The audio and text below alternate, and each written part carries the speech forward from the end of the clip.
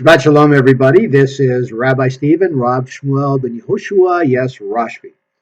So, Shabbat Shalom, as I'm sure you're all seeing that I'm sending out my weekly email with all the information a day earlier on Tuesday morning instead of Wednesday morning, Yom Shlishi.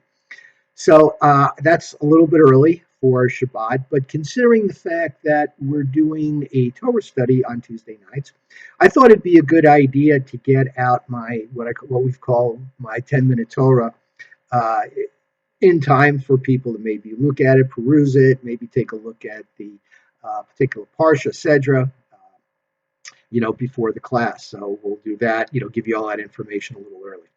And interestingly enough, now in Judaism, in Hebrew, we do have Jewish names for our months. We've got Tishrei, and we've got Heshbon, and this is the month of Kislev.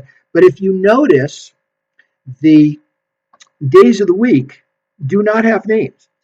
On Sunday, for example, which is typically when I do this, Yom Rishon, first day. Monday is Yom Sheni, and Tuesday, Yom Shalishi, because we're counting down to Shabbat. That's what we Jews live for. We live for Shabbat, when we can be spiritual and get all the material stuff out of the way and just be rested. Shabbat, shave, to sit, to stay, and just be with Hashem. Spend that time with Hashem and spiritual rejuvenation. Also, this week, before we get to our little Torah portion, is Hanukkah. First night of Hanukkah, first candle lighting is Thursday night, which would be Yom Chamishi. And I'm sure somebody's going to correct me and say, well, gee, Rabbi Shmuel, if it's in the evening after sundown that we're lighting a candle, wouldn't it be Yom Shishi? Wouldn't it be actually Friday? Yes, it would. Now, in the regular calendar, the day starts at midnight. In our calendar, it starts in the evening at sundown or 3 stars. And the sages say you can use either one, but you have to be consistent. Okay, so speaking of Hanukkah, let's look at our menorah. So as you see, we've got our Chanukia, our menorah, set up for the first day of Hanukkah. And I'm going to turn it this way because my camera sometimes flips things around, uh, including the candle. So as you can see, we've got the shamash, and shamash, the name shamash comes from the Hebrew word hishtameh. It means usage, and it's the service. Excuse me, a little disorganized here today. What do you expect? It's Yom Rishon, right? So we have our first candle, the shamash, and we light this candle. And as you can see, we've put the first candle all the way to the right. So, of course, on the first day, we light this, and then we light that, and we say our blessings. The second day, what do? We put our candelabra together. Talk about being prepared, right? And we take our next candle. I'm going to leave this. I'm not going to change this video. This is like the Marx Brothers are doing the Hanukkah lighting, right? Okay, so we have the first candle here, and I'm going to push this back a little bit so I can put this right here. And on the second night, we will take the candle and put it over to the left. And since this candle is the new candle, we're going to light this candle first and then light that candle, see? And it's interesting because think of one of our concepts in Judaism, the fact that, we welcome the stranger, do we not? Well, we're welcoming the stranger. The next candle is the stranger, so we're doing that first. We're giving that the honor. Okay, so enough of my attempt at lighting a menorah. Let's talk about this week's Torah portion. Maybe we'll have a little bit better success with that. So, Vayeshev. Jacob has settled in the land, right? And he's got the family business going. He's got his sons out pasturing, watching over the cattle. He's got his manservants, etc. Except for one person, his favorite son, Joseph, what we call the fair-haired boy. Joseph is his favorite. He is the firstborn of his favorite wife. The sages say that, in fact, Joseph looks a lot like Jacob. And while the other sons are out pasturing and doing the work, what is Joseph doing? He's sitting at home with Jacob studying Torah, according to some sages. And of course, the brothers don't like it. And they really don't like it when Jacob gives him a very embellished type of a coat. Now, as kids, we remember this was the coat of many colors. And the reference, the indication during that time is that a lot of the tribal chieftains of a lot of the different nations out there would wear flourishing robes, as a sign of rank.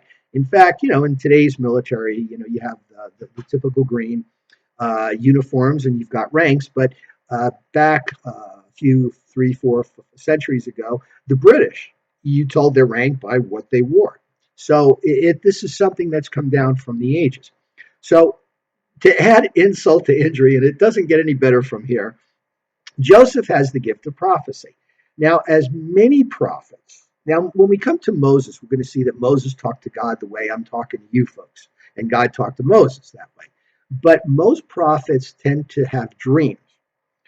Later on in the year, we'll come to Numbers, we'll come to the wizard slash prophet Balaam, who also had, and I always confuse Balak and Balaam, which one was the king, which one was the prophet.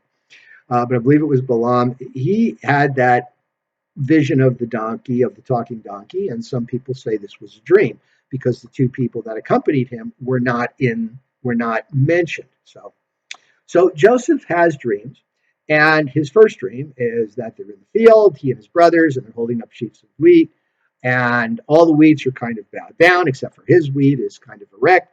And of course, this is an indication that they're all going to bow down to him. The next dream is it goes from bad to worse. That now he's dreaming that the moon, the sun, the moon, and all the stars, hence Jacob, his father, and the mother, and all the brothers were bowing down to him as well. Now, here's an interesting point, and that is that both mothers were dead. Rachel had died on the way en route, giving birth to Benjamin, and they say that Leah also died. So the only two left are Bilhah and Zilpah, and Bilhah is considered the mother because she raised him from here on in. So, of course, nobody likes that. The brothers didn't like that. They were jealous of the attention. So Jacob sends him off to see how they're doing. It's just one big setup, folks. I mean, he sends his son that they didn't like out to see how they're doing. Now, in Jacob's defense, he probably wasn't aware, or he didn't pay attention to how the other brothers felt about his favorite son. But Joseph, who was described as a Na'ar, which is youth, even though he was 17. At 17 at that time was kind of like a man, but Joseph was still a youth. He was a teenager. He didn't have the responsibility that other 17-year-olds might have at that time. So he goes off to see how they're doing, and the brothers see him coming, and they plot against him. They're sick of him, especially after he told them about, the dreams, and, they were absolutely, salt in the wound. So they decide they want to kill him. They want to throw him in a pit, take his tunic and dip it in blood and say that he was, killed. But Reuben and Judah intervene, and they say, "Let's not kill him. Let's just get him out of here. Let's just send him out because, if he goes missing, then Jacob's going to make us go looking for him, and we don't want that. So again, we'll just say that he was killed. We'll take his tunic and done." Now, other things are happening here too, and I know I'm jumping around, but basically they throw him in a pit, and they're going to sell him to the Ishmaelites. There's a caravan of Ishmaelites that are going off to Egypt. They're going to sell him to them. And then they mention the Midianites and the Midianites. And they're saying either while he was in the pit, while they were arranging with the Ishmaelites, the Midianites came and saw him, or maybe, they handed him off to the Ishmaelites sold him to the Midianites. Anyway, he ends up in Egypt in the court of Potiphar, who's like the viceroy. And he oversees a lot of the Pharaoh's activity. Pharaoh, of course, is the king. And Pharaoh takes a liking to him, puts him in charge of his house. And Joseph is pretty full of himself, and we see a personality here. We see kind of a kid who's favored by his father, who has no problem lauding his perceived greatness over his brothers. And he's there in the court of Potiphar managing the house, and he's doing very well, but he's also curling his hair, making himself look nice. Catches the attention of Potiphar's wife, who he went with Potiphar, the viceroy. He's off working all the time, doesn't have attention for his wife.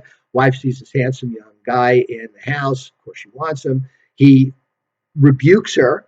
He did, he had a lot of integrity. He rebuked her. And when he said Biamein, absolutely we can't do this. We have that shalshelet, that special cantillation, to show that, he was definitely intent on not getting trapped into this. So he runs off. She grabs his garment, accuses him of trying to molest her, and he ends up in prison, where he will start telling, where he's also put in charge because the warden takes a liking to him. And we see that he's prophesying the chamberlain of bakery and the chamberlain of the butchers. Stay tuned. Next week is going to be very interesting because that's when everything starts to really come together. Shabbat Shalom. Happy Hanukkah. And we'll see you. And please, we'd love to see you at the Torah study, Tuesday night, 7:45. There'll be no adult ed this week because we have a board meeting and we'll be lighting our menorah to open it up. So Shabbat Shalom again. Happy Hanukkah. And we'll talk to you soon.